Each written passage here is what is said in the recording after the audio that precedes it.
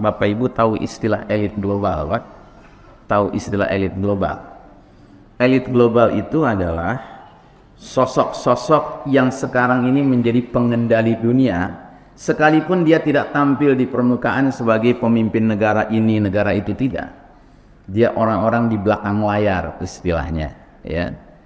Salah satu contohnya, saya harus sebut nama supaya Anda ngerti ya. Anda pernah dengar nama George Soros? Pernah dengar nama itu, Pak? Dia agamanya apa, Pak? Yahudi. George Soros itu kaya raya, Pak. Uangnya banyak sekali. Dan dia gemar sekali menggelontorkan uang yang banyak ke satu negeri untuk membuat apa? Untuk membuat kekacauan di negeri itu. Nah, ini salah satu elit global, Pak. Nah, George Soros ini Yahudi tulen, Pak. Yahudi tulen. Dia menulis buku tentang dirinya sendiri. Istilahnya autobiografi, Pak. Jadi biografi tapi bukan ditulis orang lain, dirinya sendiri yang menulis. Saya pernah jalan-jalan di Gramedia, lihat buku itu tebal segini, Pak. Gambar depannya George Soros dengan hidung betetnya itu, hidung betet Yahudinya itu, ya. Nah, di mukaddimah buku itu, kata pengantar, kata George Soros begini, itu buku bahasa Inggris. Dia bilang, "When I was a little boy, I did not believe in God." Sewaktu saya masih anak kecil, saya tidak percaya adanya Tuhan. But when I became a teenager, I believe there is God. Tapi ketika saya sudah menginjak usia remaja, saya percaya adanya Tuhan. And God is me, katanya. Dan Tuhan itu saya. Dasar Yahudi ya. Al-Maghdubi alaihim, golongan yang dimurkai Allah Subhanahu wa taala. Ya, kenapa dimurkai? Karena mereka gemar ingin menantang Allah Subhanahu wa taala.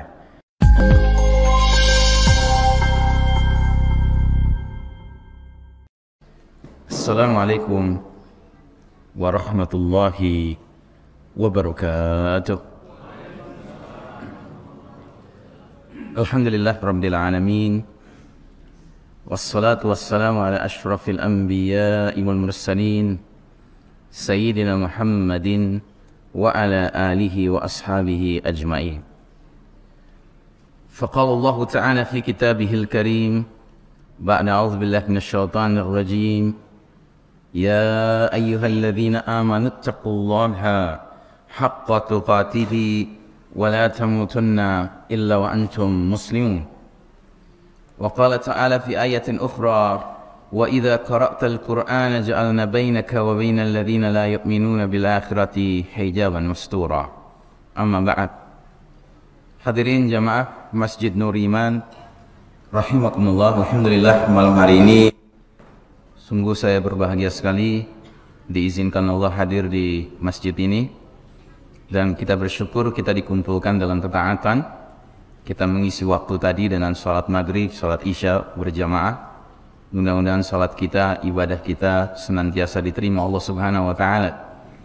Salawat salam sejahtera kita doakan tercurah terlimpah kepada manusia pilihan kekasih Allah, uswatun hasanah kita bersama Nabiullah Muhammad sallallahu alaihi wasallam, keluarganya, sahabatnya dan para pengikutnya yang setia hingga akhir zaman, dan semoga kita termasuk umat beliau yang berhak menerima syafaatul uzmah beliau di hari berbangkit nanti. Amin ya rabbal alamin. Jamaah sekalian rahimakumullah, malam hari ini kami ingin mengangkat tema yang sebenarnya sangat luas, Pak. Tema ini berkenaan dengan urgensi ma'rifatuz zaman, atau upaya atau pentingnya memahami kondisi zaman. Mengapa demikian? Karena zaman atau waktu senantiasa menghadirkan kondisi yang berubah-ubah. Kita ini hidup di dunia yang mempunyai ciri fana. Fana artinya apa? Sementara. Ya. Di dunia ini tidak ada perkara yang baqa, yang lestari seperti di akhirat nanti. Kalau di akhirat nanti semua perkara bersifat baqa, lestari, abadi, kekal. Mereka-mereka yang berbahagia di akhirat akan senantiasa berbahagia dalam kebahagiaan yang sejati dan hakiki dan abadi. Mudah-mudahan kita masuk golongan yang mengalami itu. Tetapi bagi mereka yang ditakdirkan Allah karena pilihan mereka sendiri untuk menjadi orang-orang yang durhaka kepada Allah Ta'ala, mereka akan mengalami kesengsaraan, kesedihan, kepahitan yang abadi pula di akhirat kelak nanti. Sehingga Allah abadikan dalam Al-Quran, kullama nadijat juluduhum baddalnahum juludan ghairah liyadzuqul adab. Setiap kali penghuni neraka kulitnya terbakar habis, Allah ganti dengan kulit yang baru agar mereka merasakan pedihnya azab Allah Ta'ala. Wa na'udzubillahi min dzalik. Kita berlindung kepada Allah, semoga kita sama sekali tidak perlu menyentuh api neraka. Kita berharap kita ini muslimin, muslimah, mukminin, mukminat yang berhak mendapatkan JTL. Tahu JTL? Jannah tembak langsung, ya.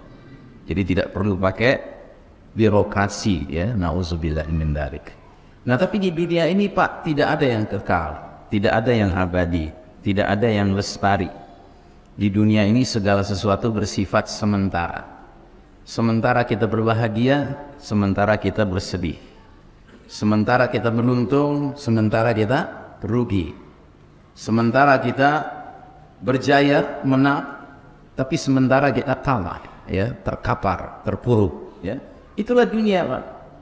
Ya, jadi tidak ada sesuatu pun di dunia ini yang tetap, Pak. Semua bersifat bergantian, bergiliran, ya. Ada kalanya kita sehat, ada kalanya kita sakit, ya. Nah, karenanya kalau kita perhatikan arahan Nabi kita Muhammad SAW bagi kita yang hadir dalam sebuah undangan pesta pernikahan, walimah, ya, Nabi kita mengajarkan doa yang Masya Allah luar biasa dalam maknanya, Pak, untuk kita sampaikan kepada pengantin. Kalau di zaman kita sekarang ini banyak orang berdoa untuk pengantin yang doanya tidak masuk di akal. Doanya berbunyi begini biasa, semoga kalian berdua senantiasa berbahagia. Mana ada pengantin bahagia terus, Pak? Tidak ada. Coba tanyakan kepada pengantin-pengantin lawas di sini, pengantin yang sudah kawakan di sini. Apa iya sejak akad nikah selalu bahagia, Pak? Kan tidak. Maka Nabi mengajarkan kita doa yang masuk di akal dan dalam sekali maknanya. Barakallahu laka wa baraka alaika wa jama'a bainakuma fi khair. Apa artinya?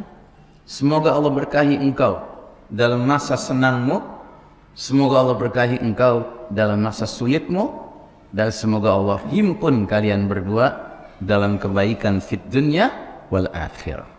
Inilah doa yang masuk di akal, sehingga pengantin dari hari pertama menikah didoakan oleh jamaah yang hadir, mengingatkan mereka. Mungkin malam pertama pasti mengandung kebahagiaan, tapi belum tentu malam-malam selanjutnya senantiasa berbahagia, ya. Yang penting bukan bahagia atau sedihnya, Pak, tetapi keberkahan Allah mengiringi pasangan tersebut. Itu yang paling penting.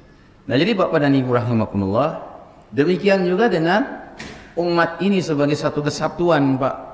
Kita melewati masa demi masa, zaman demi zaman yang senantiasa menawarkan kondisi yang berganti-ganti, Pak. Dan alhamdulillah 15 abad yang lalu Nabi kita Muhammad sallallahu alaihi wasallam telah menyampaikan pesan-pesan berkenaan dengan kondisi umat ini yang pada masa-masa selanjutnya setelah generasi pertama para sahabat radhiyallahu anhum ajmain berlalu akan mengalami situasi yang berubah-ubah.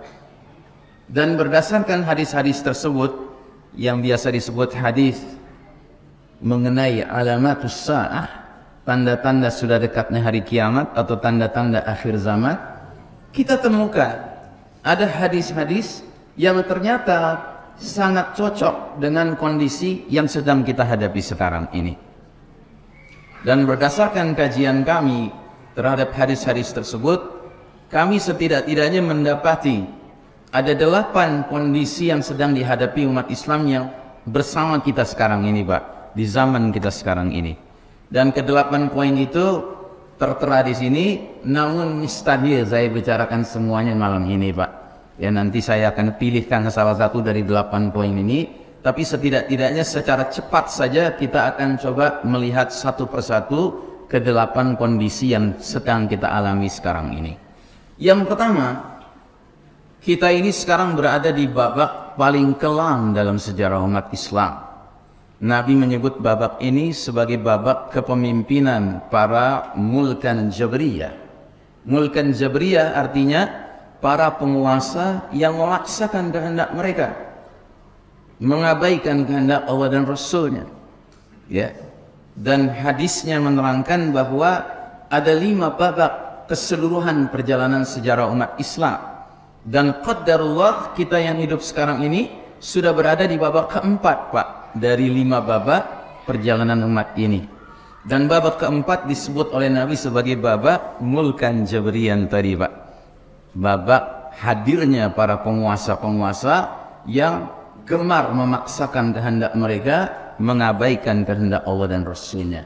Karenanya kalau Bapak dan Ibu merasakan zaman kita sekarang ini begitu kacaunya, ya karena mereka yang memegang posisi otoritas kepemimpinan tidak mau memimpin dengan berdasarkan ma qala Allah Ta'ala wa ma qala Rasulullah sallallahu alaihi wasallam. Petunjuk Allah dan petunjuk Rasul diabaikan. Mereka lebih senang mengikuti petunjuk oligarki misalnya, contoh saja ya Pak ya. Yang kedua, ini adalah era di mana kaum muslimin mengekor kepada kaum Yahudi dan Nasrani, atau biasa disebut the Western Civilization, peradaban Barat Pak. Jadi sejak tahun 1924 Masehi, 99 tahun yang lalu, dan itu terjadi tepat sekali pada tanggal ini Pak. Sekarang tanggal berapa? 3 Maret ya. Jadi 3 Maret 1924 Allah takdirkan kepemimpinan umat Islam yang sudah berlangsung 1342 tahun harus berakhir Pak. Berakhir. Jadi jangan lupa sejarah kita Pak. Kita ini umat yang pernah diberikan izin oleh Allah memimpin seluruh umat manusia lainnya selama bukan sekedar setahun, 2 tahun, 10 tahun, 20 tahun, 100 tahun, 200 tahun. Tidak Pak, 1342 tahun umat ini telah memimpin umat manusia. Tapi Allah Ta'ala punya rencana, dan rencana itu berjalan karena Allah yang menghendakinya. Maka pada tahun 1342 Hijriah, 1924 Masehi, Allah memutuskan umat ini selesai masa kepemimpinannya, sekarang giliran yang lain. Siapa yang lain itu? Barat, Eropa, Amerika, yang tiada lain adalah the Judeo-Christian Society, masyarakat Yahudi Nasrani. Ya. Dan kita tidak perlu menyesal, tidak perlu bersedih hati, apalagi sampai menyalahkan Allah Ta'ala. Nauzubillah min dzalik. Tidak. Karena Allah sudah beritahu sama kita perkara seperti ini akan terjadi. Di mana Allah beritahu? Silahkan dicatat ayatnya, Ali Imran 140. Allah berfirman, "Wa tilkal ayyamu nudawiluha bainan nas." Demikianlah hari demi hari, masa kemenangan dan kekalahan, kejayaan dan keruntuhan kami pergilirkan di antara umat manusia sehingga mereka bisa mengambil pelajaran. Ya. Jadi kalau kita sekarang sedang kalah, Pak, itu kehendak Allah. Itu skenario Allah. Ya. Dan kita harus sadar dan yakin. Alhamdulillah, tadi sudah saya sebutkan hadisnya membicarakan 5 babak perjalanan umat Islam. Sedangkan sekarang babak keberapa? Keberapa tadi saya sebut? Keempat. Masih ada 1 babak yang akan kita jelang Pak. Dan babak kelima itu kata Nabi disebut dengan babak apa? Disebut dengan babak thumma takunu khilafatan ala minhajin nubuwah. Kemudian akan tegak kembali kekhalifahan yang mengikuti cara-cara kepemimpinan Nabi Muhammad sallallahu alaihi wasallam. Ini janji dari Nabi kita. Bahwa janji itu belum menjadi kenyataan hari ini, that's a different story. Itu cerita lain. Tapi janji ini sudah keluar dari mulut manusia yang tidak pernah berdusta. yang Allah abadikan dalam Al-Quran, ma yantiqu 'anil hawa in huwa illa wahyun yuha. Apapun yang diucapkan Nabi kita bukan produk hawa nafsunya. Semua yang beliau sampaikan semata-mata bimbingan dari Allah Subhanahu wa taala. Ya, jadi Bapak dan Ibu tidak perlu berkecil hati. Kalau kita melihat hari ini umat Islam sedang terpuruk, sedang dalam kondisi kalah, memang jadwalnya demikian, Pak. Ya, yang penting bagi kita bukan menang atau kalahnya. Sekali lagi saya ingatkan tadi, pasangan suami istri bukan sedang bahagia atau sedihnya yang penting, tetapi senantiasa diiringi oleh keberkahan Allah, itulah yang penting. Nah, kita akan diberkahi Allah Ta'ala sekalipun sedang kalah saat ini, Pak. Jika apa? Jika kita berorientasi untuk as-sabr wal istiqamah, sabar dan istiqamah, berpegang teguh kepada tali agama Allah Ta'ala, jami'an, bersama-sama. Niscaya Allah akan datangkan keberkahan kepada kita sekalipun kemenangan belum kita raih, ya. Yang ketiga, kita sedang mengalami era penuh fitnah seperti sepotong malam yang gelap gulita. Itu bahasa Nabi kita. Ya, kaqita'il lailil muzlim, laksana malam yang gelap gulita, kata Nabi. Jadi zaman kita sekarang ini zaman di mana fitnah itu melanda di berbagai aspek kehidupan, Pak. Kita fitnah yang kita hadapi sekarang bukan hanya fitnah 3T, Pak.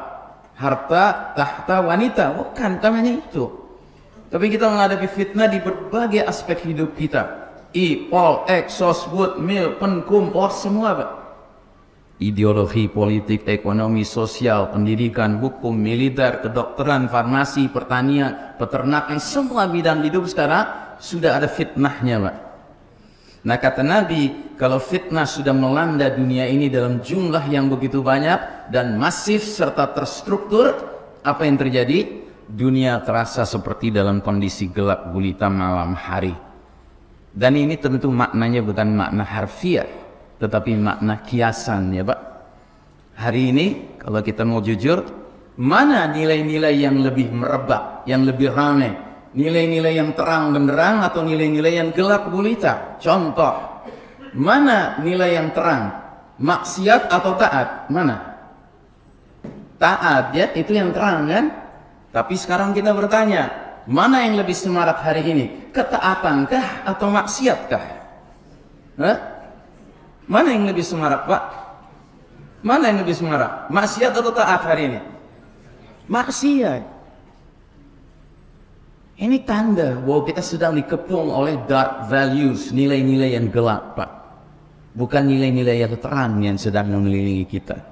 Mencari ketaatan hari ini sulitnya luar biasa. Tapi mencari kemaksiatan mudahnya luar biasa. Bahkan maksiat hari ini nggak perlu dicari, Pak. Maksiat mengejar-ngejar kita, Pak. Mengetuk-ngetuk pintu-pintu rumah kita. Bahkan sudah masuk ke kamar-kamar tidur kita. Mana yang lebih ramai hari ini? Ma'ruf atau mungkar? Mana yang lebih ramai? Mungkar. Ma'ruf sepi hari ini, Pak. Tapi mungkar itu ramai hari ini pendukungnya. Mana yang lebih ramai? Keadilan atau kezaliman hari ini? Kezaliman. Hampir setiap hari kita dipaksa mendengar berita-berita yang menyayat-nyayat rasa keadilan kita, Pak, ya. Contoh yang paling nyata baru-baru ini, ada seorang yang telah melakukan pembunuhan secara sistematis dan sudah tersiar di masyarakat luas. Dan ketika masuk ke pengadilan, masyarakat luas mengharapkan orang ini dihukum mati. Benar, Pak. Hakimnya mengeluarkan vonis hukuman mati. Tapi ternyata boleh dicoba dulu 10 tahun. Apakah gerangan dia tetap jahat atau dia akan bertobat? Kalau bertobat, bolehlah nggak jadi hukuman matinya. Na'udzubillahi min dzalik. Ini kan berita yang menyayat-nyayat rasa keadilan kita, Pak. Ya. Padahal Al-Quranul Karim menyatakan an-nafsu bin-nafs. Ya, jiwa harus dibalas dengan jiwa. Jadi hukuman mati itu jika ditegakkan sesuai aturan mainnya, dia itu bahagian dari hukum Allah, Pak. Dia bukan hukum manusia, dia hukum Allah. Tapi hari ini kan ada alasan hak asasi manusia, katanya. Orang itu harus dibiarkan hidup. Siapa tahu dia bisa berubah demi Allah. Apakah manusia lebih cerdas daripada Allah Ta'ala? Sedangkan Allah menyatakan hidung dibalas hidung, telinga dibalas telinga, gigi dibalas gigi, jiwa dibalas jiwa. Ya kan? Kalau sudah terbukti bahwa memang dia melakukan pembunuhan dengan berencana, dengan niat yang jahat, maka sudah sepantasnya jiwanya pun melayang sebagaimana melayani jiwa yang sudah dia bunuh dengan sia-sia itu. Baik, kita teruskan, jangan terlalu dalam ya. Yang keempat, kita sedang menjalani era di mana fenomena riddah merebak di tengah kaum muslimin. Apa itu riddah? Riddah itu artinya kemurtadan, Pak. Dan kemurtadan yang dimaksud di sini bukanlah kemurtadan yang jelas tampak, tetapi kemurtadan yang bahkan tidak disadari oleh pelakunya. Jadi dosa itu ada 3 macam, Pak. Ada dosa kecil, as-shaghair, ada dosa besar, al-kabair, ya. Dan ada dosa yang paling mengkhawatirkan. Para ulama menyebutnya dengan dosa nawaqidul iman. Dosa yang membatalkan iman seseorang bila dia mengerjakannya. Ya.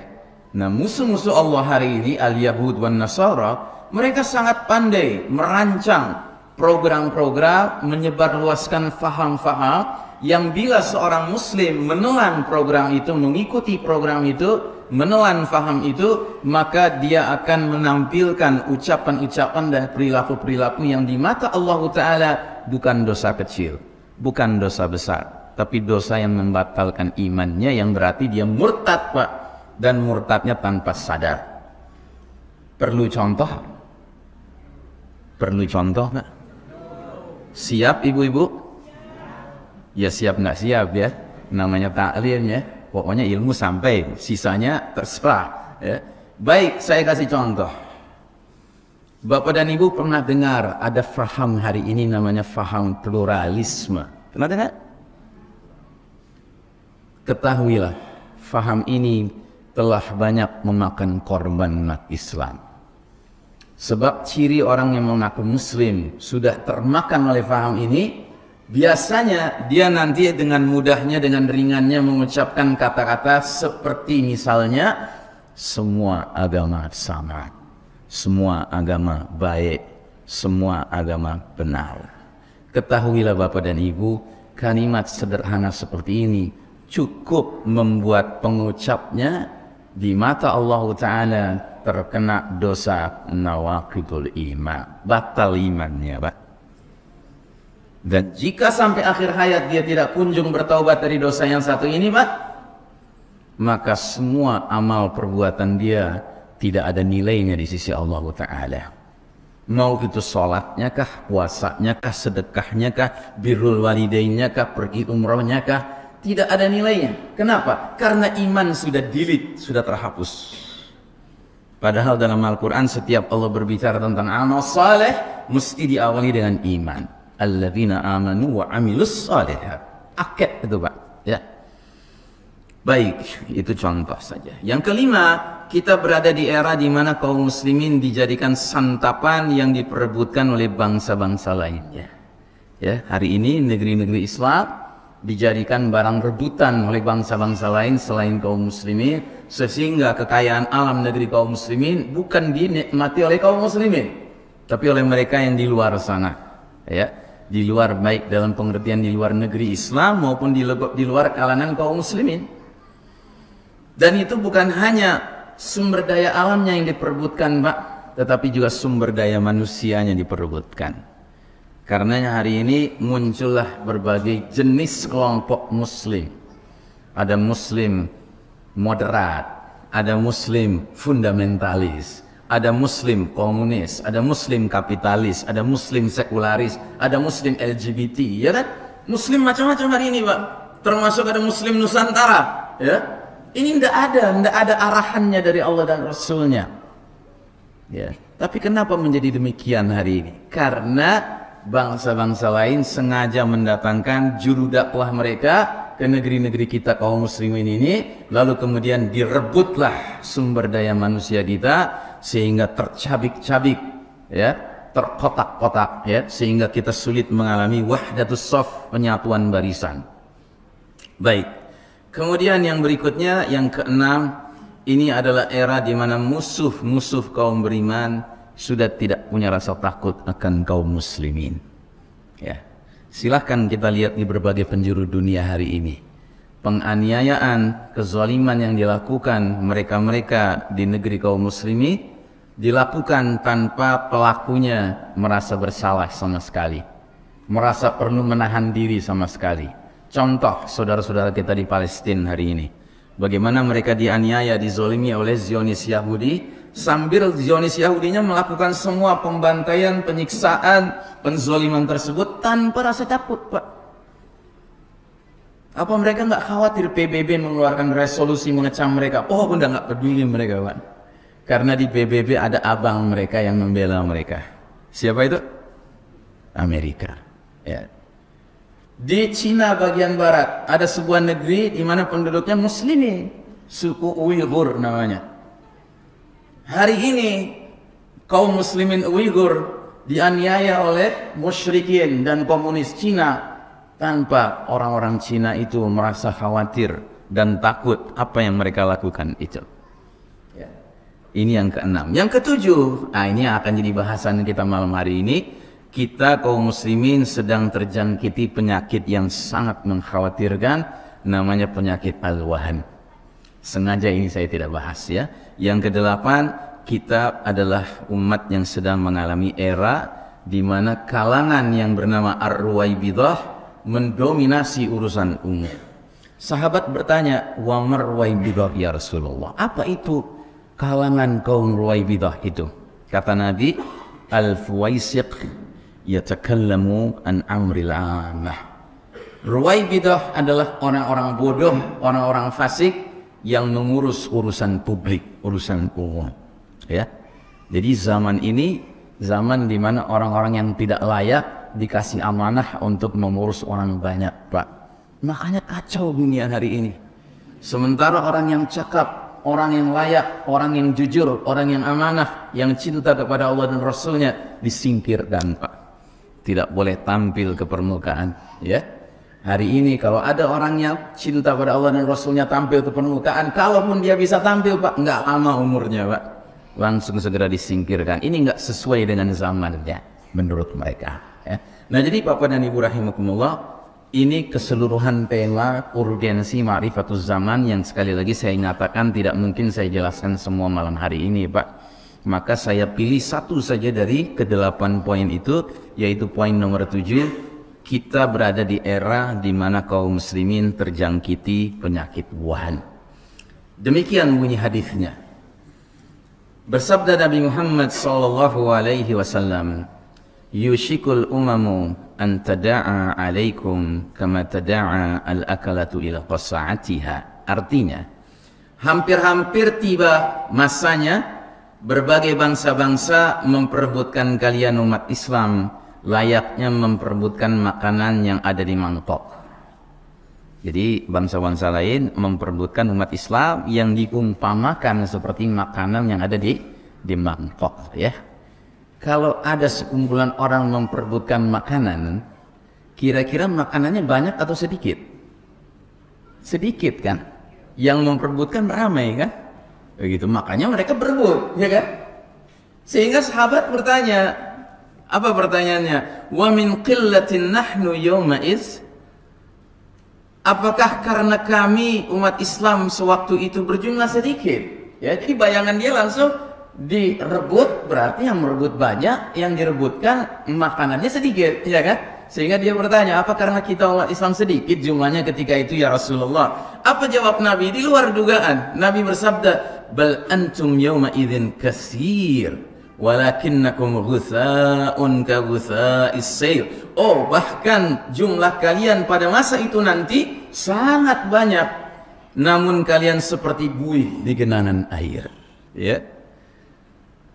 Jadi bangsa-bangsa lain itu ternyata jumlahnya tidak banyak, yang banyak itu justru umat Islam, tapi diperebutkan layaknya makanan. Dan itu sebabnya karena apa? Karena jumlah yang banyak itu kualitasnya, mutunya seperti buih di atas genangan air. Bapak Ibu tahu buih itu punya beberapa ciri. Ciri pertama, buih tidak berbobot, Pak, tidak berat, ringan, ya. Dua, ciri buih itu tidak berisi alias kosong, ya.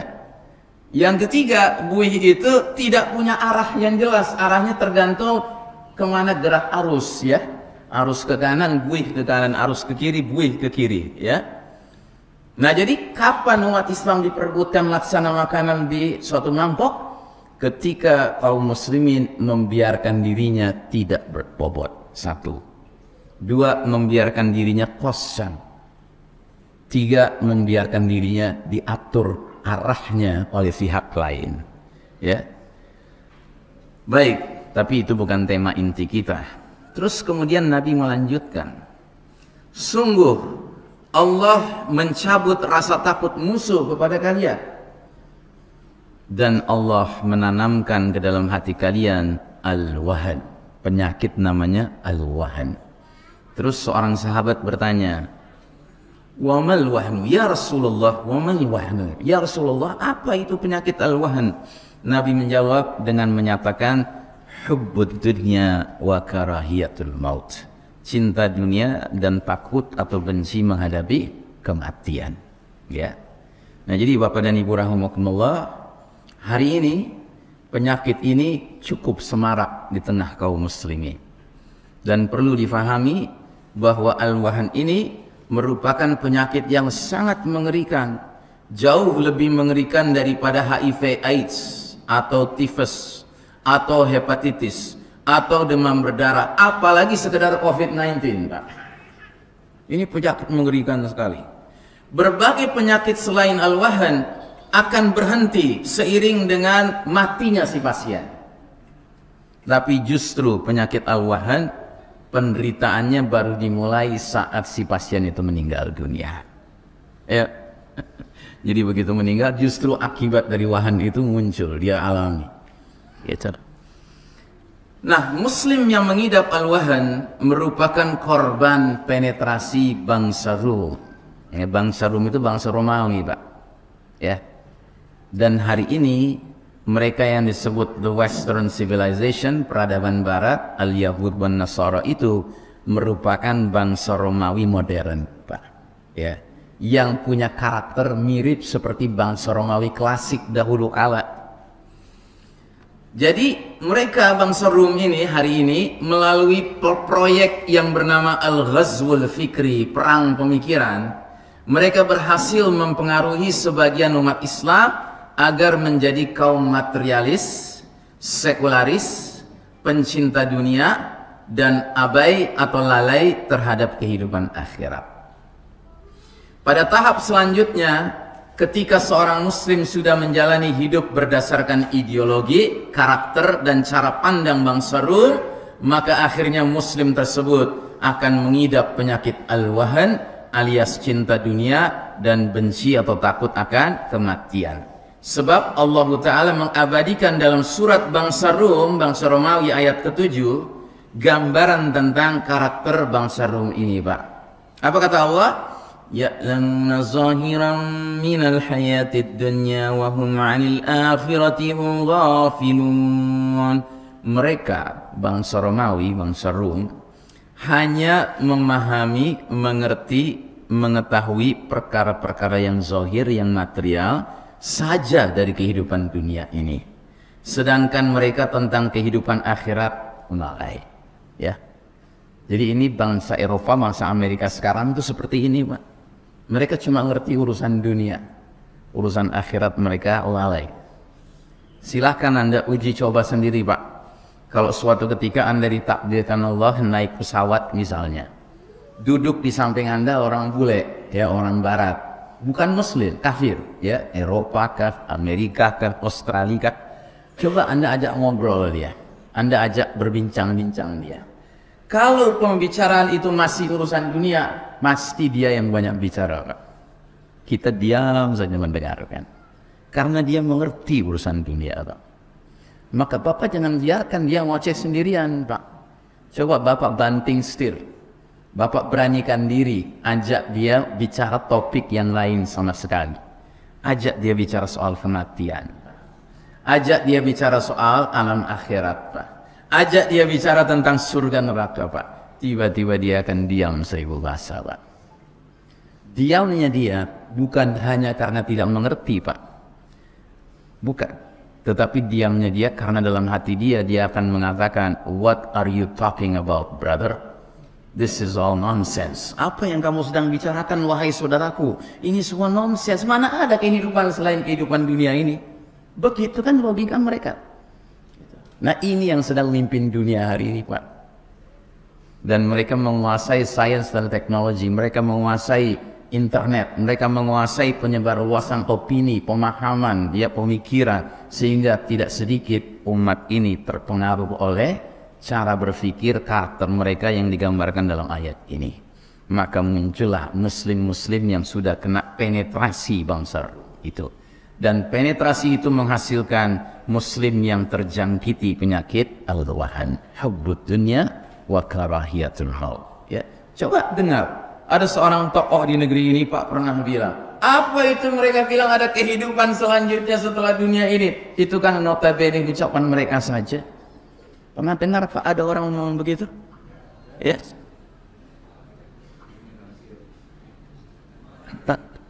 Kita nggak usah sebut namanya, kasihan kupingnya nanti merah sebelah. Ya.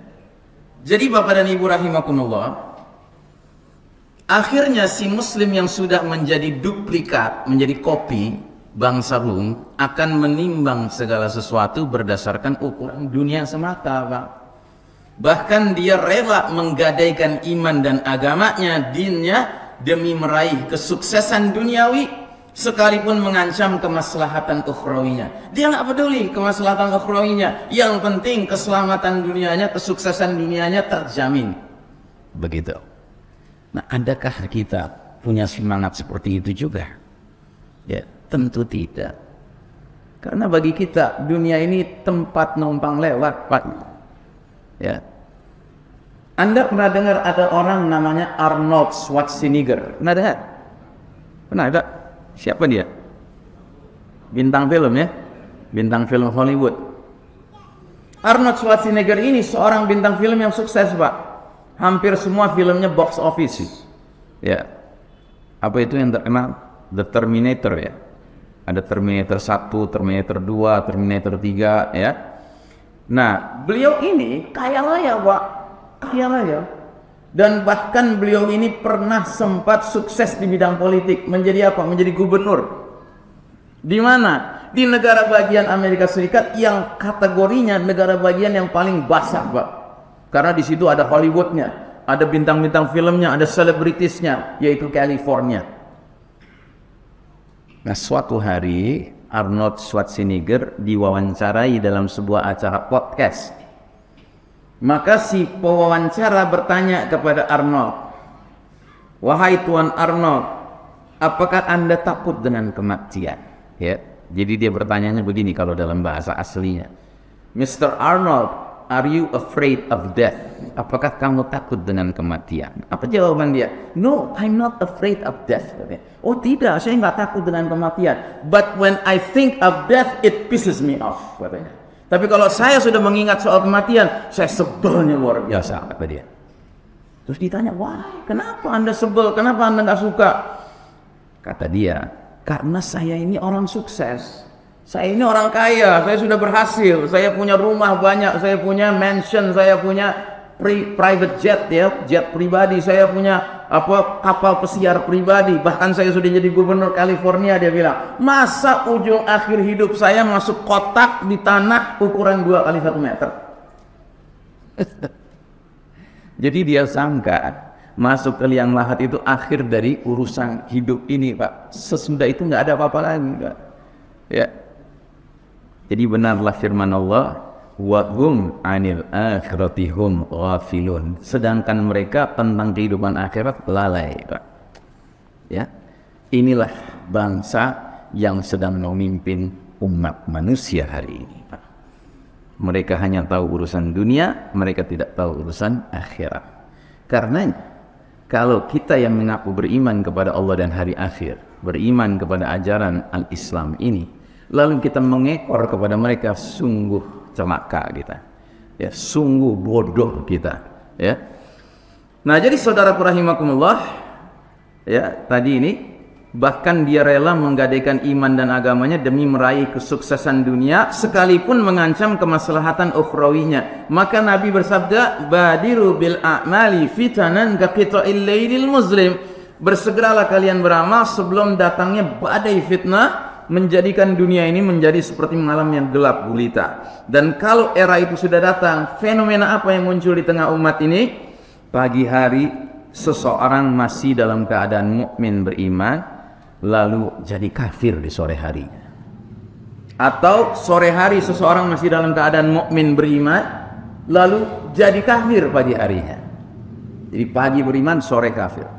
Sore beriman, pagi kafir. Ingat, Nabi tidak mengatakan pagi berbuat baik, sore berbuat jahat. Perbandingan bukan antara baik dan jahat, Pak. Seorang muslim melakukan kejahatan, tidak boleh serta-merta kita tuduh dia sudah kafir, Pak. Tidak boleh. Tapi Nabi jelas-jelas mengatakan di era banyak fitnah yang menjadikan dunia gelap gulita seperti malam hari, muncul fenomena pagi beriman, sore kafir. Bukan pagi berbuat baik, sore berbuat buruk, bukan, Pak. Ya, ini tadi yang saya katakan muncul fenomena riddah, Pak. Dan inti masalahnya di mana? Inti masalahnya karena orang ini yabi'u dinahu bi'aradin minad dunya. Orang ini rela menjual agamanya, dinnya, imannya demi mengejar barang kenikmatan dunia. Jadi artinya orang muslim seperti ini sudah mengalami kekacauan menilai mana perkara yang mahal, mana perkara yang murah. Saya tanya di majelis yang mulia ini, menurut kita umat Islam, orang-orang beriman ini, agama ini mahal atau murah, Pak? Mahal atau murah? Agama Islam ini mahal atau murah? Mahal. Saking mahalnya sampai Nabi mengajarkan kita suatu doa yang panjang sekali, yang salah satu bagiannya berbunyi, Allahumma la taj'al musibatana fi dinina. Ya Allah, jangan timpakan musibah kepada kami dalam urusan agama kami. Jadi bagi orang muslim, Pak, kita kena musibah penyakit, ayo bismillah, kita siap menghadapinya.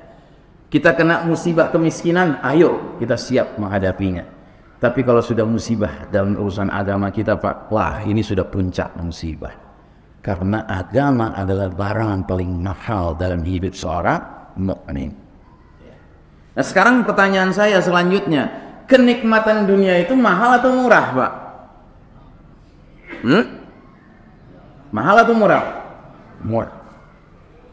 Bagi orang beriman, kenikmatan dunia itu murah, Pak. Kalau dia dapatkan, alhamdulillah. Kalau dia tidak dapatkan, alhamdulillah. Kenapa? Karena kita yakin Allah Ta'ala sudah menjatah masing-masing kita jatah kenikmatan dunianya. Ya. Dan kita percaya Allah lebih tahu tentang kebutuhan kita daripada kita sendiri. Ya, ada orang meminta dikasih 5 miliar sama Allah Ta'ala, nggak pernah dapat. Dia cuma dapat sekian ratus juta saja. Nggak pernah sampai 5 miliar. Kenapa? Karena Allah tahu orang ini kalau dikasih lebih dari 1 miliar, apalagi 5 miliar, dia akan lupa daratan, lautan, udara, dan kepolisian. Jadi cukup ratusan juta saja. Nah, jadi saudaraku rahimakumullah, seorang muslim jika rajin membaca kalamullah itu Al-Quran, Pak, dia akan selalu sadar dan yakin bahwa kehidupan dunia hanyalah senda gurau sesaat dan permainan belaka. Dan negeri akhirat merupakan kehidupan sebenarnya yang hakiki dan abadi. Sebagaimana firman Allah Ta'ala dalam surah Al-Ankabut ayat 64. Allah berfirman, وَمَا هَذِهِ الْحَيَاةُ الدُّنْيَا إِلَّا لَهْوٌ وَلَعِبٌ وَإِنَّ الدَّارَ الْآخِرَةَ لَهِيَ الْحَيَوَانُ لَوْ كَانُوا يَعْلَمُونَ. Dan kehidupan dunia ini hanyalah senda gurau dan permainan. Dan sesungguhnya negeri akhirat itulah kehidupan yang sebenarnya, sekiranya mereka mengetahui. Ya, jadi bagi kita orang beriman, Pak, kita tidak akan pernah memandang dunia ini sebagai tempat yang harus kita bela mati-matian, Pak. Jadi nggak ada ceritanya kita boleh berteriak dunia harga mati. Ya ada, Pak. Yang ada tuh dunia tepat mati, ayah benar itu. Ya, tapi kalau dunia harga mati lucu kali lah. Masa dunia harga mati? Ya, sudah jelas tidak ada orang yang abadi di dunia. Jangankan kita manusia biasa, Pak, Fir'aun saja akhirnya mati pula dia. Dajjal nanti bakal mati pula dia. Ya. Nah, jadi saudaraku rahimakumullah, kita banyak sekali disajikan dalam sejarah Islam yang mulia ini, Pak, contoh-contoh sosok-sosok yang luar biasa di dalam memahami hakikat dunia dan akhirat, Pak. Salah satu contoh yang kami kutip pada kesempatan yang baik ini adalah seorang bernama Khalid ibn al-Walid radhiyallahu anhu.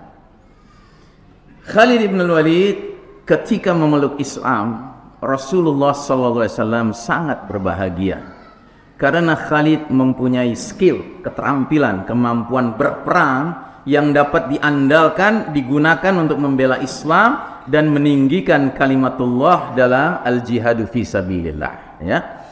Karenanya Nabi memberi gelar Khalid bin Walid, apa gelarnya? Saifullah al-Maslul, ya. Saifullah al-Maslul. Saifullah itu artinya apa? Pedang Allah. Al-Maslul artinya apa? Yang terhunus. Jadi keluar dari sarungnya terus, Pak. Ya. Dan akibat penamaan seperti ini, dia menjadi doa. Karenanya Khalid bin Walid setiap memimpin menjadi komandan jihad di medan peperangan melawan kaum kafir musyrikin, tidak ada kamus kalah, Pak.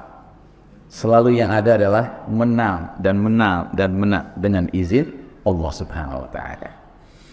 Nah, dalam banyak kesempatan peperangan Islam, Khalid bin Walid diangkat menjadi komandan perang dan menunjukkan hasil gemilang atas segala upaya jihadnya.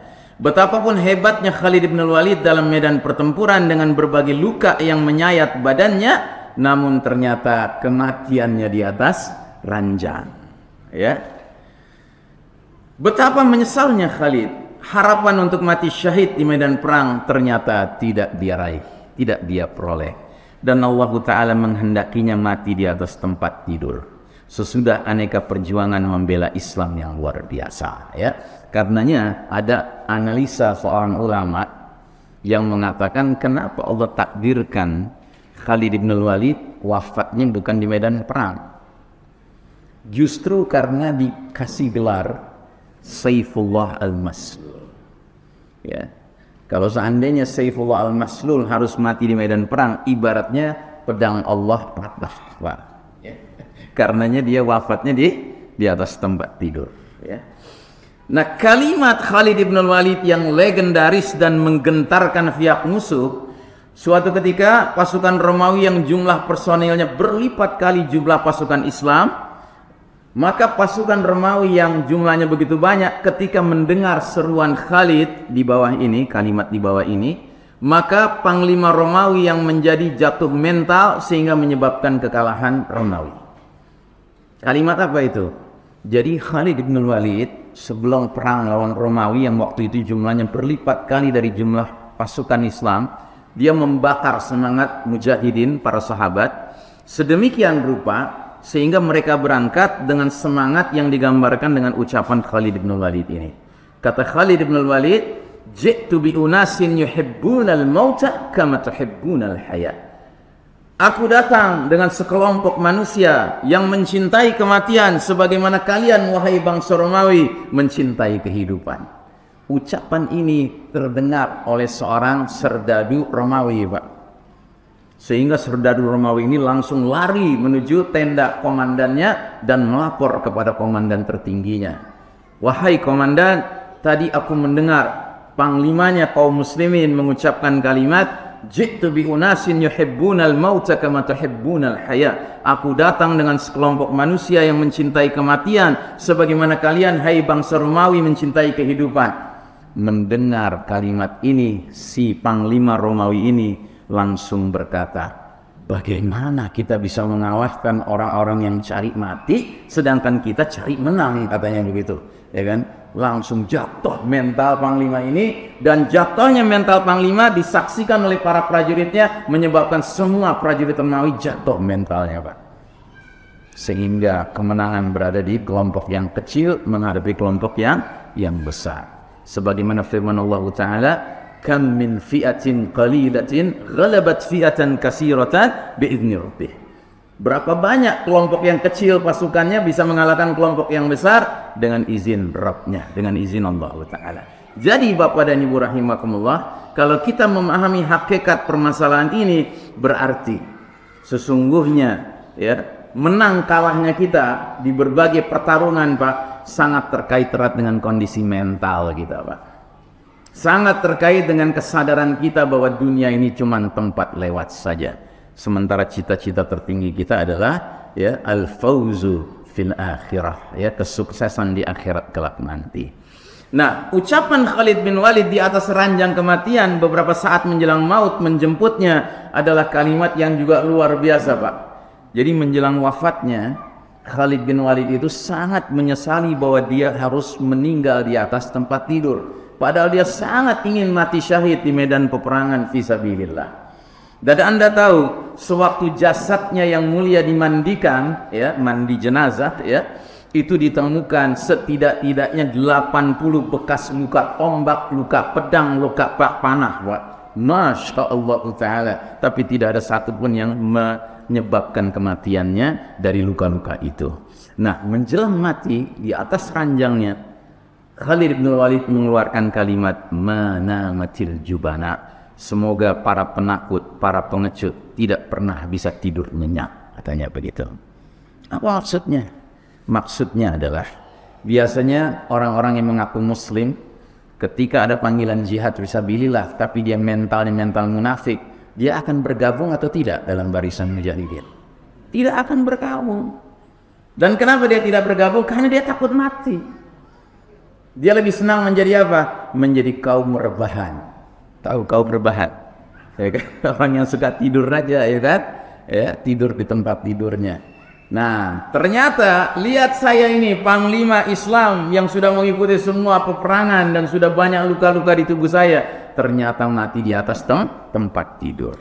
Jadi hai kalian yang para pengecut yang tidak mau ke medan perang, ya, kalian sukanya tidur di kasur, ketahuilah kematian pun bisa menjemput di kasur, ya. Masya Allah Ta'ala. Jadi sekarang banyak orang kena kutukannya Khalid bin Walid, Pak. Yaitu para pencinta keselamatan dunia dan lebih rela meninggalkan keselamatan akhirat, ya. Nah, Rasulullah SAW bersabda, ini obatnya, Pak, obat untuk menghadapi penyakit tuahan. Nabi bersabda, al-kayyisu man dana nafsahu wa amila lima ba'dal mauti wal ajizu man atba'a nafsahu hawaha wa tamanna 'ala Allah. Orang yang paling cerdas ialah orang yang mempersiapkan dirinya dan beramal untuk hari setelah kematiannya. Jadi ingat, Pak, orang yang cerdas dalam Islam bukan orang yang sibuk beramal untuk kehidupan di masa tuanya, Pak. Masa tua itu masih dunia, Pak. Tapi dia sibuk beramal untuk masa setelah kematiannya, ya. Makanya kita bangga, Pak, kalau ada anak-anak kecil muslim, muslimah yang sudah ikut pengajian, terus kita tanya, nak, cita-cita kamu apa? Jihad fisabilillah. Oh, kita bangga, Pak. Kamu cita-citanya apa? Husnul Khatimah. Oh, Masya Allah. Itulah cita-cita yang sebenarnya. Tapi kalau sekedar mau jadi apa? Menjadi dokter, mau jadi insinyur, itu biasa, Pak. Jadi dokter, jadi insinyur, nggak ada jaminan masuk surga. Tapi kalau orang sudah bercita-cita mau husnul khatimah, mau syahid di jalan Allah, itulah cita-cita ya yang sebaik-baiknya, ya.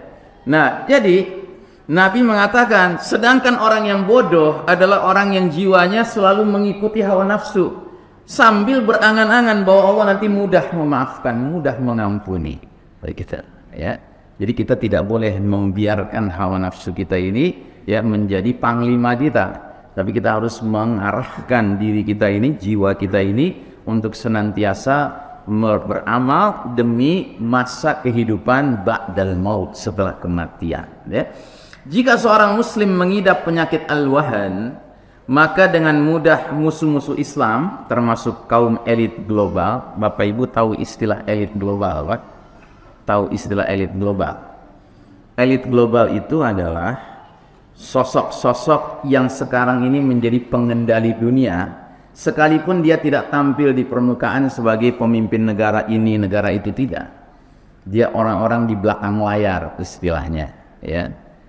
Salah satu contohnya, saya harus sebut nama supaya Anda ngerti ya. Anda pernah dengar nama George Soros? Pernah dengar nama itu, Pak? Dia agamanya apa, Pak? Yahudi. George Soros itu kaya raya, Pak. Uangnya banyak sekali. Dan dia gemar sekali menggelontorkan uang yang banyak ke satu negeri untuk membuat apa? Untuk membuat kekacauan di negeri itu. Nah, ini salah satu elit global, Pak. Nah, George Soros ini Yahudi tulen, Pak. Yahudi tulen. Dia menulis buku tentang dirinya sendiri. Istilahnya autobiografi, Pak. Jadi biografi tapi bukan ditulis orang lain, dirinya sendiri yang menulis. Saya pernah jalan-jalan di Gramedia, lihat buku itu tebal segini, Pak. Gambar depannya George Soros dengan hidung betetnya itu, hidung betet Yahudinya itu, ya. Nah, di mukaddimah buku itu, kata pengantar, kata George Soros begini, itu buku bahasa Inggris. Dia bilang, "When I was a little boy, I did not believe in God." Sewaktu saya masih anak kecil, saya tidak percaya adanya Tuhan. But when I became a teenager, I believe there is God. Tapi ketika saya sudah menginjak usia remaja, saya percaya adanya Tuhan. And God is me, katanya. Dan Tuhan itu saya. Dasar Yahudi ya. Al-Maghdubi alaihim, golongan yang dimurkai Allah Subhanahu wa taala.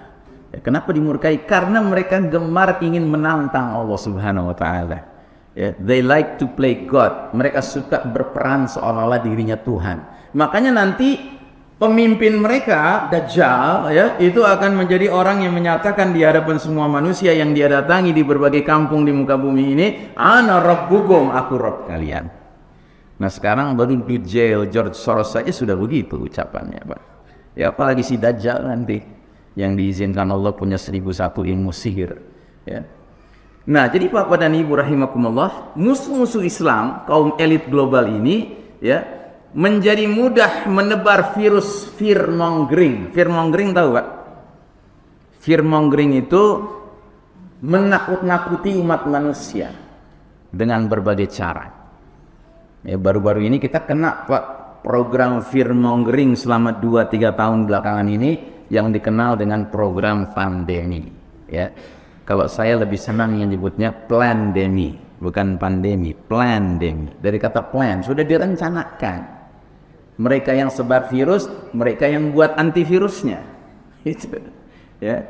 Dan ini pekerjaan elit global juga, lagi-lagi, ya. Namanya pintu gerbang harta. Pintu gerbang itu gate, harta itu bill. Kenal sama orang itu, ya. Pintu gerbang harta. Dia tahun 1980-an terkenal sebagai pembuat software laptop, ya, namanya Microsoft. Dia jual, kaya dia, Pak, karena bikin Microsoft. Tapi diam-diam dia sebar virus di dalam program Microsoftnya. Supaya apa? Supaya orang cari antivirusnya. Dia jual lagi antivirusnya. Itu tahun 1980-an, Pak. Uji cobanya kepada laptop, Pak. Tahun 2020 uji cobanya kepada manusia, ya. Dia sebar virus namanya COVID-19, terus dia juga yang bikin program pembiayaan, ya, antivirusnya, ya. Nah, jadi Bapak dan Ibu rahimakumullah, akhirnya si muslim tadi tunduk dan patuh mengikuti berbagai arahan mereka yang sebenarnya tidak masuk akal. Termasuk arahan mereka yang sampai ke tingkat mencampuri tata cara beragama, beribadah kaum muslimin. Ya kan, kemarin kita kan sampai ke rumah ibadah kita, Pak, pengaruh dari fear-mongering itu, menakut-nakuti itu. Sehingga kita seolah-olah merasa wajib kalau sholat itu berjauh-jauhan satu sama lain. Karena takut menularkan virus, ya nggak, Pak? Mudah-mudahan di Nur Iman kemarin nggak terjadi itu, Pak. Hah? Terjadi, tapi kan sudah lewat, ya. Alhamdulillah. Jadi sempat terjadi, Pak. Berarti karpet sempat digulung. Hah? Oh, karpet tetap ada, tapi dikasih Anda. Mana Bapak Ketua DKN mana? Tapi sudah lewat ya Pak ya. Sekarang sudah rapat sholatnya. Alhamdulillah. Kenapa sudah rapat? Hah? Kenapa sudah rapat sekarang? Apa jawabannya? Salah. Jawabannya bukan pandemi sudah berakhir Pak. Kalau jawabannya karena pandemi sudah berakhir, nanti ada pandemi berjarak lagi sholatnya. Jawabannya benar apa?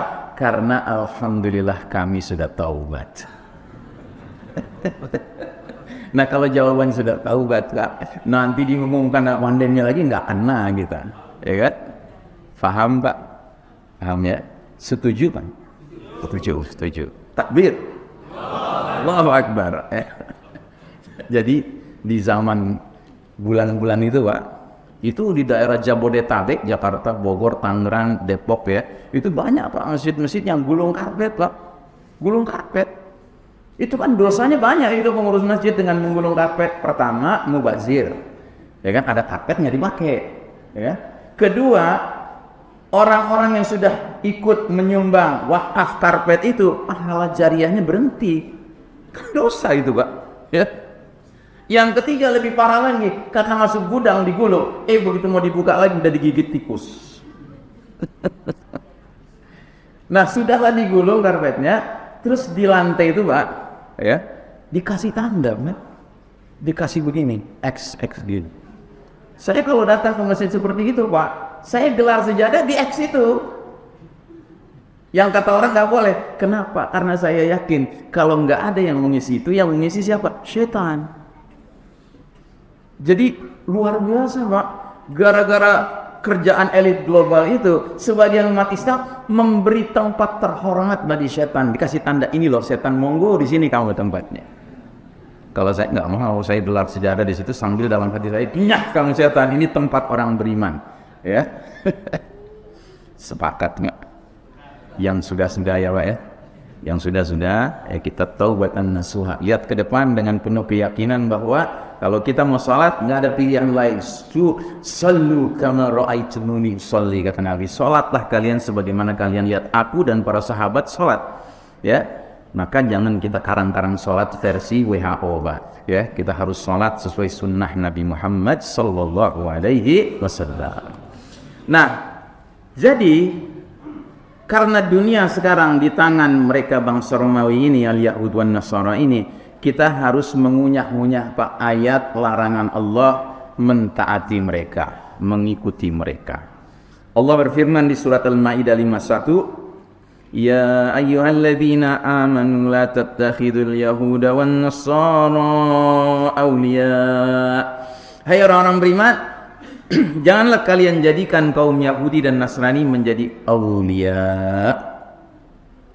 Terjemahannya di sini pemimpin-pemimpinmu. Sebenarnya aulia itu maknanya bukan hanya pemimpin Pak, tapi aulia itu punya makna teman kepercayaan, sahabat karib, pemimpin, ya.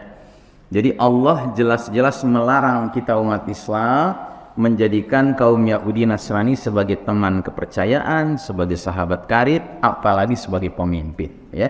Kata Allah, ba'duhum awliya'u ba'd. Sebahagian mereka Yahudi Nasrani pantasnya menjadi aulia bagi sebagian Yahudi Nasrani lainnya.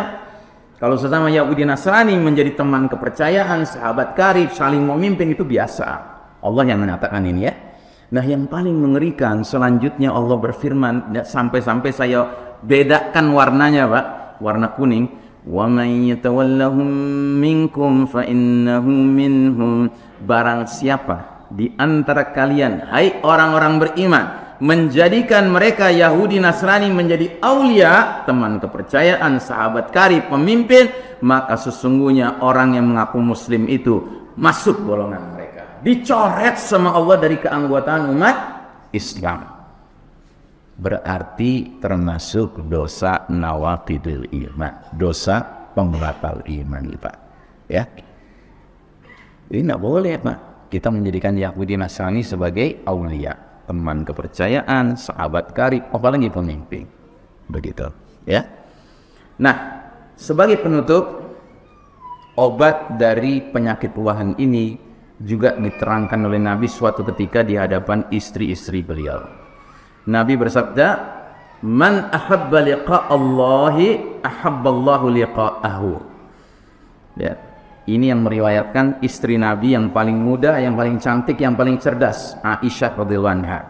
Beliau berkata bahwa Rasulullah sallallahu alaihi wasallam bersabda, barang siapa senang, suka, cinta berjumpa dengan Allah, maka Allah pun senang, suka, cinta berjumpa dengan dia. Terus Nabi melanjutkan, "Wa man kariha liqa'allahi karihallahu liqa'ahu." Dan barang siapa benci, tidak suka berjumpa dengan Allah, maka Allah pun benci, tidak suka, tidak senang berjumpa dengan dia. Ya. Nah, Aisyah langsung bertanya, "Faqultu, ya Nabi Allahi, akarahiyatul mauti fakulluna nakrahul maut."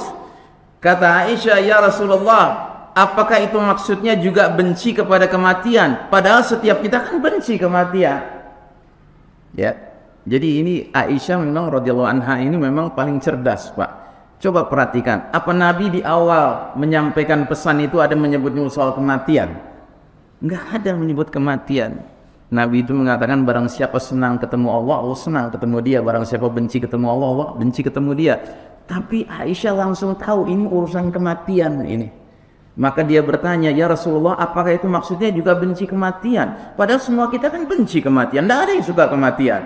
Apa jelas penjelasan Nabi selanjutnya? Faqala sallallahu alaihi wasallam, "Laisa kadzaliki." Bukan demikian wahai Aisyah.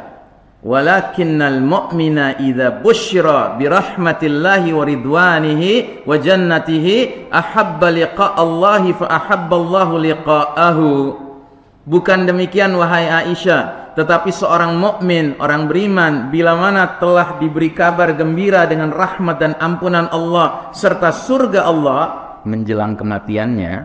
Jadi semua manusia, Pak, menjelang kematian datang, Pak, itu malaikat datang ke dia, memberi kabar kepada dia. Dan kalau dia orang mukmin, kabarnya itu mengandung 3 perkara. Dia diberi kabar tentang rahmat Allah yang akan menjemput dia, ampunan Allah yang akan menjemput dia, dan dikasih cuplikan tempat tinggalnya di akhirat nanti, surga dikasih lihat. Begitu. Nah, si mukmin ini mendapatkan penyambutan seperti itu, senang berjumpa dengan Allah, maka Allah pun menjadi senang berjumpa dengan dia. Ya. Terus Nabi melanjutkan, "Wa innal kafira," dan sungguh sedangkan orang kafir, "idza busyira bi'adzabillahi wa sakhatihi kariha liqa'allahi wa karihallahu liqa'ahu." Sementara orang kafir, bila mana kematian menjemput dia, malaikat datang juga kepada dia, tetapi memberi kabar siksa dan murka Allah yang menanti dia di akhirat nanti, dan diperlihatkan cuplikan tempat tinggalnya di akhirat nanti, yaitu neraka yang menyala-nyala, dan ini membuat dia benci ketemu Allah, maka Allah pun benci ketemu dengan dia.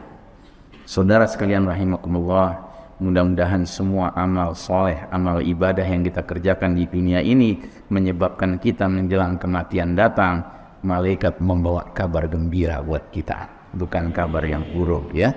Dan itulah husnul khatimah. Ayatnya silahkan dicatat, surat Fussilat ayat 30. Ya, Allah berfirman, "Innal ladzina qalu rabbuna Allah tsumma istaqamu tatanazzalu 'alaihimul malaikatu alla takhafu wa la tahzanu wa abshiru bil jannati allati kuntum tu'adun."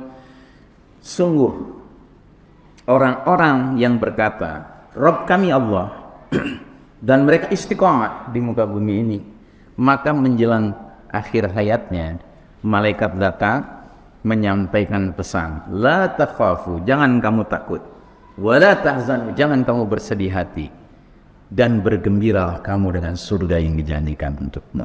Ya. Nah, ini yang menjadi cita-cita kita semua, Pak. Ya, kalau kita istiqomah dengan sikap Rabbunallah, tidak Rabbuna Dajjal, nauzubillahi min dzalik, atau Rabbuna elit global, ya kan, atau Rabbuna barat, ya, maka insya Allah kita akan disambut dengan kebahagiaan di akhir hayat kita. Ya, Allahumma inna nas'aluka husnal khatimah wa na'udzubika min su'il khatimah. Amin ya rabbal alamin. Baik, saudara sekalian rahimakumullah, kita cukupkan untuk malam hari ini apa yang kami sampaikan. Mudah-mudahan apa yang kami sampaikan tidak membuat bapak dan ibu makan tidak kenyang, tidur tidak nyenyak ya, tapi makin bergairah menjalankan agama Allah Ta'ala ini.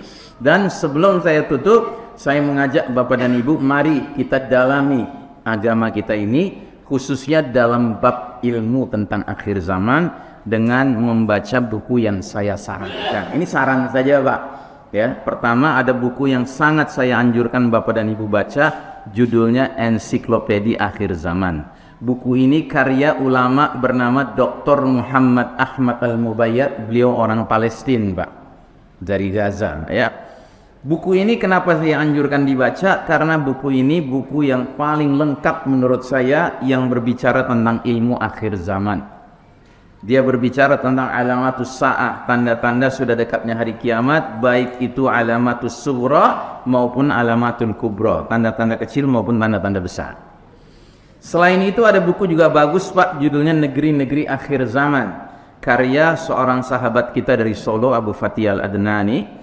Buku ini isinya hadis-hadis Nabi tentang peristiwa-peristiwa akhir zaman yang terjadi di negeri-negeri tertentu. Sudah disebut negeri-negerinya Pak. Ada Syam, ada Irak, ada Yaman, ya, ada Jaziratul Arab, ada Khurasan, ada Rum, ya, dan seterusnya. Ya. Kemudian ada buku juga bagus, 400 hadis akhir zaman. Hadis-hadisnya sudah terpilih Pak, yang ada cuma yang hasan dan yang sahih saja. Lalu ada buku Misteri Dajjal akhir zaman, dan ada buku Kita Berada di Akhir Zaman. Buku-buku ini Bapak dan Ibu bisa dapatkan jika ingin dengan memesan lewat nomor yang tertera di sini. Ini bukan nomor saya Pak, ini nomor anak saya yang mengurus pemesanan buku-buku ini. Ya, ini saran kami karena kita sekarang sangat membutuhkan muslim dan muslimat yang gemar mendalami ilmu Pak. Dan salah satu ilmu dalam ajaran Islam yang sekarang ini kurang diperhatikan padahal penting adalah al-ilmu an akhir zaman, ilmu tentang akhir zaman. Demikian lebih kurangnya kami mohon maaf. Sekali lagi mudah-mudahan Allah berkahi majelis kita ini. Mudah-mudahan para malaikat turut hadir mendoakan ampunan dan rahmat Allah untuk kita yang menuntut dan mengajarkan ilmu semata mengejar ridha Allah Ta'ala. Dan saya akhiri dengan wassallallahu ala nabiyyina Muhammadin wa ala alihi wa sahbihi ajma'in walhamdulillahi rabbil alamin. Wassalamualaikum warahmatullahi wabarakatuh.